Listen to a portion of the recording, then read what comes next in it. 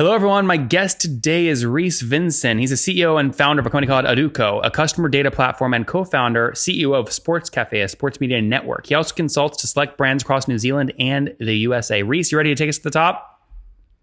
Let's get it. All right, man. So the lifeblood to any media network are impressions. So Sports Cafe, where are you guys at? So Sports Cafe is, we raised $1 million in seed last year. We're raising a seed B at the moment. My focus is more so on Aduco. So Aduco is a customer data platform that gives brands and small enterprise the intelligence tools that they need to organize and personalize their digital experiences, ads, content, and so on to increase sales and absolutely smash digital objectives. Is Adduco and the Sports Cafe, the media network, are they on the same cap table? Completely different. So Adduco was actually spun out of an agency that I started when I was 15. We've been developing the product that we've recently shipped 2 weeks ago for the last 2.5 years. Okay, so it's pre-revenue though right now? No, we've packed on 160K in the last 2 weeks. Okay, so and is this all recurring revenue? Yeah. Okay, so kind of break that down for me. What's an average customer paying you per month to use the platform? Yeah, so while we were building, we were testing with, we had a host of beta customers that I managed to pull out from relationships with our agency. They were primarily enterprise and agencies, other agencies, larger networks, and we were spending average, $5K a month. As I mentioned, we shipped our brand platform, our brand plan 2 weeks ago. We packed on, looking at a dashboard this morning, 1,395 customers, about 1,400 customers, and they're paying an average of $100 a month. Okay. It's very difficult, obviously, to just turn on and basically generate that much revenue. So let's talk about kind of the tactics here. How did you build kind of this wait list, which turned out to convert, it looks like pretty aggressively over the past couple of weeks? Yeah, no, it's been great. We haven't slept much. So again, coming off the back of an agency and spinning this product out of an agency, we managed to generate a lot of hype. As I mentioned, we've been developing this product for 2.5 years. We switched off our agency about 6 months ago. You shut it down? It was a good agency. We were 12 people, 2 offices. We worked with some. How much revenue did the agency do?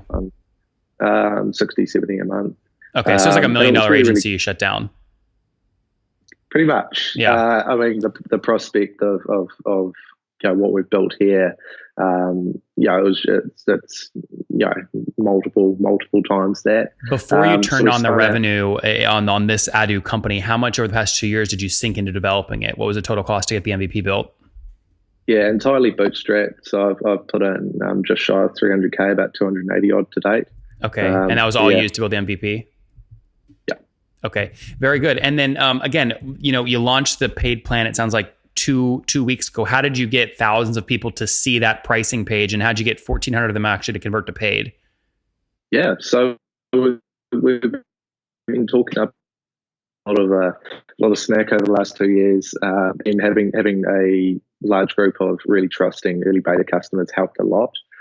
Been working with them super closely, shipping the things that, the common links between what they're wanting, common requests. It seems to be keeping them happy, and we enjoy dictating our roadmap like that to a certain extent. So, of course, that gets them talking. In tandem with that, we have also lined up a few different distribution deals. So we're leveraging off agency relationships that we used to have, reselling through other agencies. We launched with AppSumo, pushing Product Hunt. Then we also have some strategic partners, so working with companies like Leanplum, it all gets us going. So it's been a really, really fast-paced last 2 weeks. We're expecting it to continue like this. Let me break down some of these channels real quick. Let's do AppSumo first. So AppSumo usually only does lifetime deals. What was the lifetime price that they launched with for you? $79. Okay. Yeah. So and then how many customers signed up via that? Around about 1,000 of those. Okay, 1,000. And you included those 1,000 in the $1,400 customer account you just gave me? Yes. Yeah. Okay. So those, just to be clear, those aren't true recurring revenue customers. They paid once. Now, have you converted them all to a monthly plan? We're converting a fair few of them. Yeah.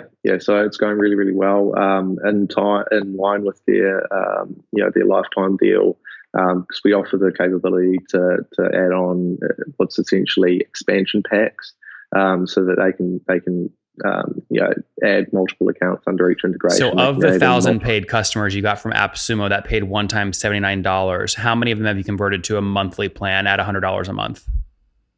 Oh, it's just racking up at the moment, 200-300. Yeah. Okay, about 300. Okay, and then so I guess what I should ask you is the 1,400 customer count number you gave me. How many of them are actually they're paying the monthly fee only? Ignore the one-time AppSumo stuff. 500-600. Okay, about 600 of them. So you've essentially have 600 customers paying about $100 a month, which obviously puts you at about, what is that? $60,000 a month in revenue right now. And it's just growing. Like I said, this is all happened in the last 2 weeks, so it's going really, really well.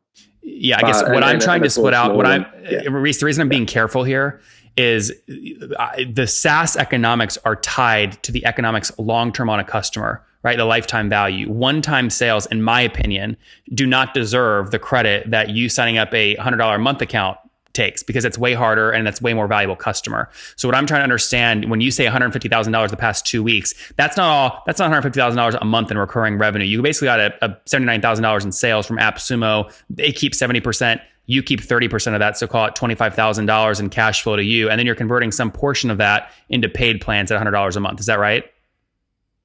Not entirely correct. I think we're going way off here. As I said, we have a breadth of customers that are paying enterprise level licenses. There's a lot of customers that are paying and including add-ons in the monthly subscriptions that they've moved out to. So these customers paying multiple hundreds of dollars a month. So that's just where we're at the moment.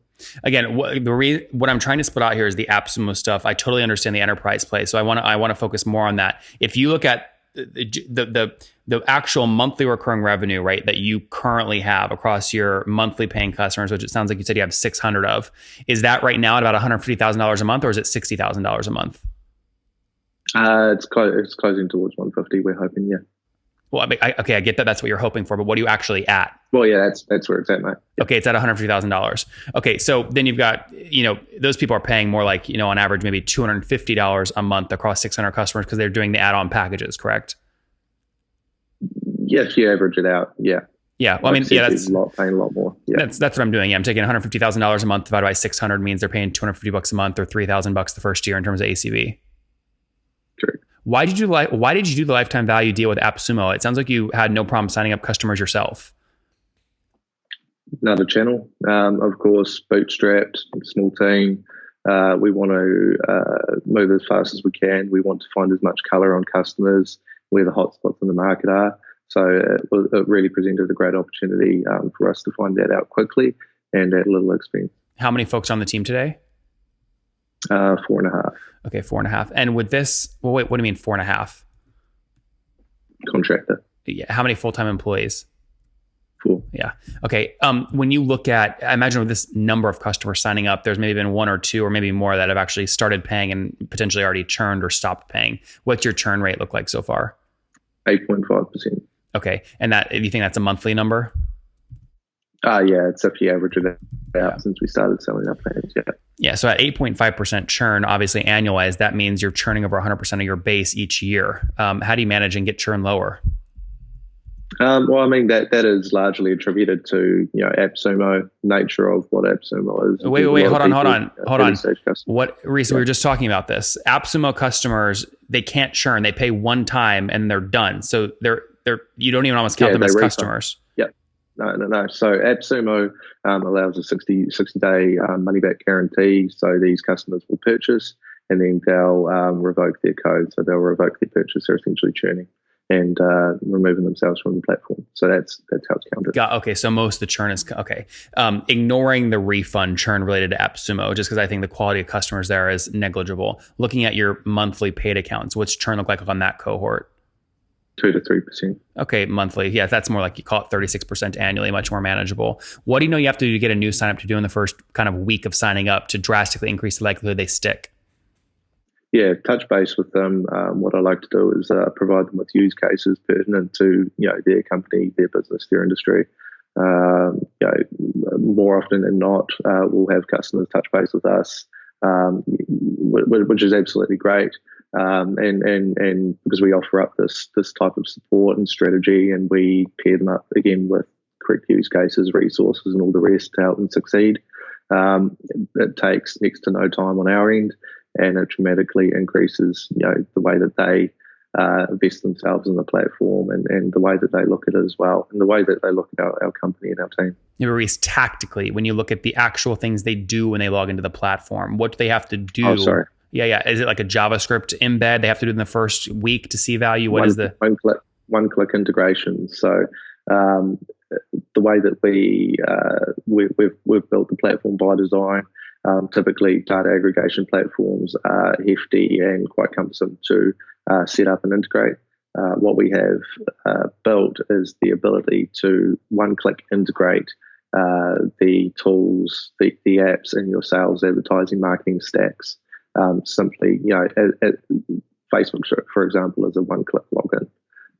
So they do that upon onboarding. They can go and do that within settings later on. Okay. So you've gone from essentially nothing to $150,000 a month in revenue in under 2 weeks. Is that accurate? Mm-hmm. Why then on your homepage currently do you still send, it says across the top in big bold letters, go check out the deal on AppSumo? Why would you drive them towards an unprofitable one-time $79 fee versus putting them in and just keeping them on your own homepage where your economics are way better? Yeah.